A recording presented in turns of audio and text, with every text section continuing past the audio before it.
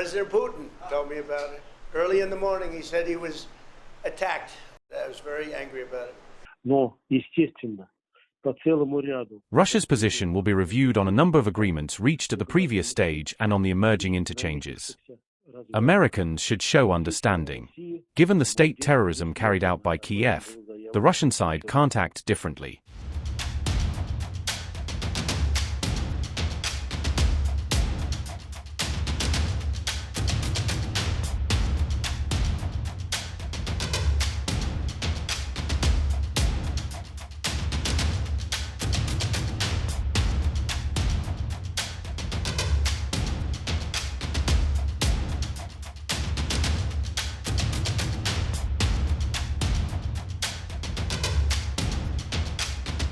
On December 29, Ukrainian President Volodymyr Zelensky flatly denied Russian claims that Ukraine launched a drone attack on Vladimir Putin's home, insisting no such strike was ordered.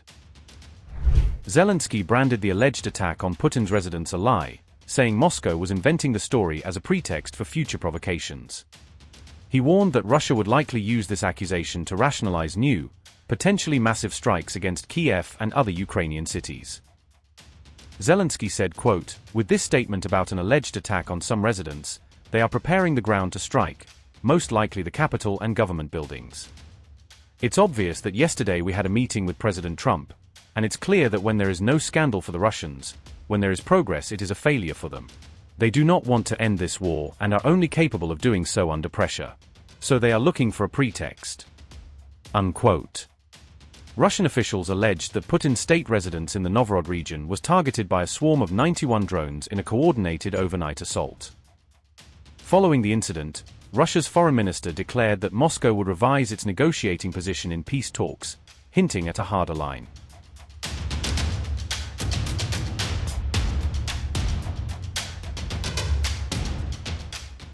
Despite the alleged attack, Putin went ahead with his scheduled phone call with US President Donald Trump, focusing on the state of negotiations over the war.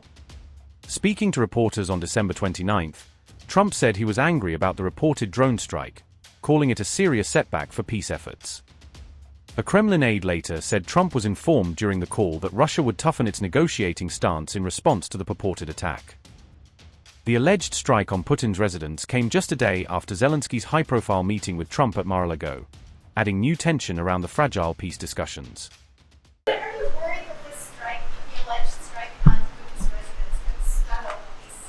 Yeah, I don't like it. It's not good. I heard about it this morning. You know who told me about it? President Putin told me about it. Early in the morning, he said he was attacked. It's no good. It's no good. Don't forget, the Tomahawks. I stopped the Tomahawks. I didn't want that. Because we're talking about, it's a delicate period of time. This is not the right time. It's one thing to be offensive, because they were offensive. It's another thing to attack his house. It's not the right time to do any of that, and can't do it. And I learned about it from President Putin today. I was very angry about it. What? Well, it came out. Well, we'll find out. I mean, you're saying maybe the attack didn't take place. It's possible too, I guess. But President Putin told me this morning it did. Yesterday there was an explosion overnight, and the Russians say that Ukraine tried to hit the residence of President Putin. Do you have any information? No, I don't know about it actually, and I don't. I just heard about it actually, but I don't know about it. That would be too bad. That would not be good.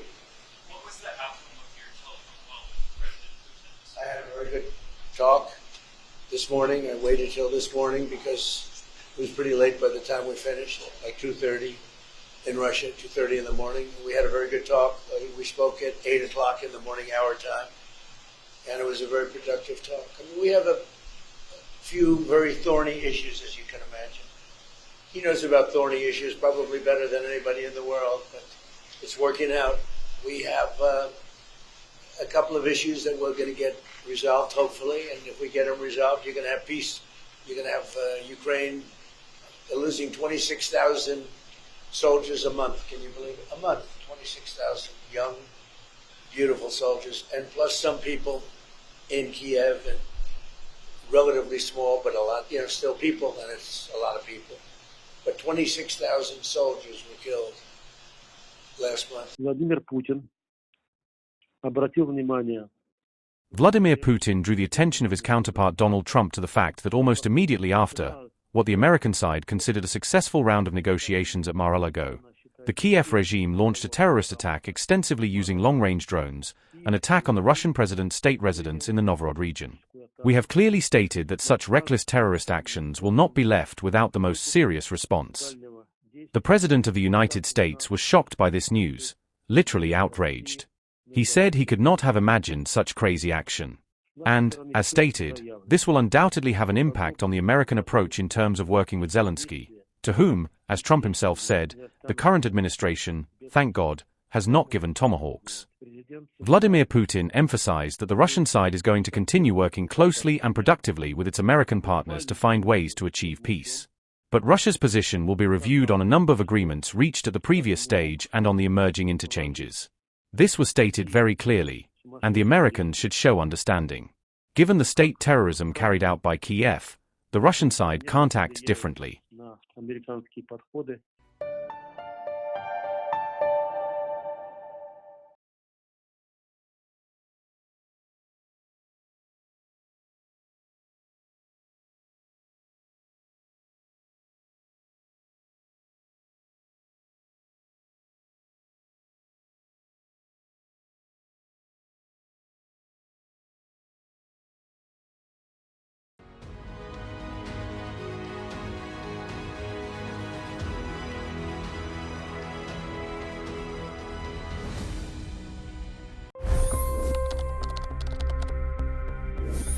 $25 crore गरीब गरीबी को परास्त करके बाहर निकले।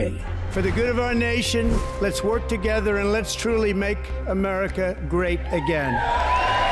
The fastest news breaks. Requested PM saying that look, you will have to speak to Putin and to Zelensky.